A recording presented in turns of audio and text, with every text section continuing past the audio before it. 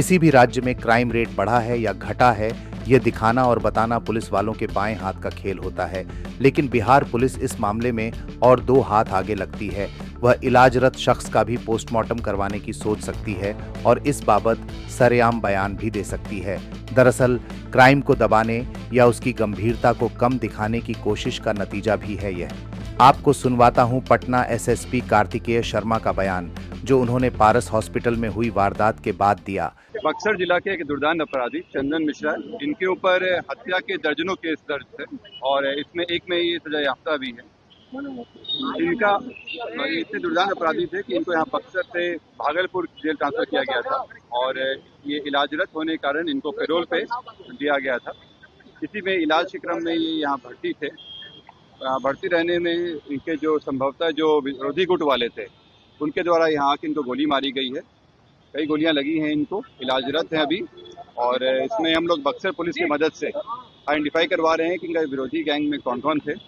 जो शूटर थे उनका चेहरा हम लोग फोटो मिल गया है और हम लोग आइडेंटिफाई करवा रहे हैं। ये देखने से प्रतीत हो रहा है कि इनके जो चंदन शेरू गैंग हुआ करता था बक्सर में, उसी गैंग से संबंधित है। बक्सर पुलिस की मदद से हम लोग इनके जो विरोधी ग्रुप है उनके बारे में डिटेल्स निकलवा रहे हैं।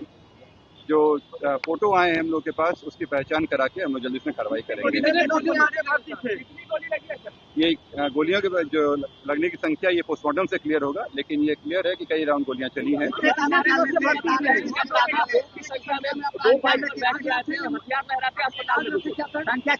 अभी जो सीसीटीवी फुटेज है उसके हम लोग अवलोकन करके इसमें पता कर रहे हैं। उनका 2 मोटरसाइकिल से लोग आए थे।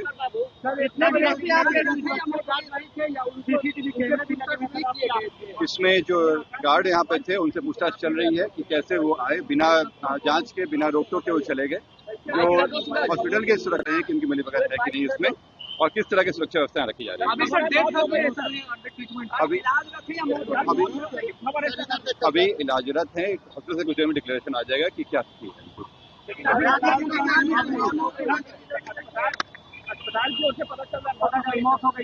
हॉस्पिटल से प्रॉपर डिक्लेरेशन आ जाएगा।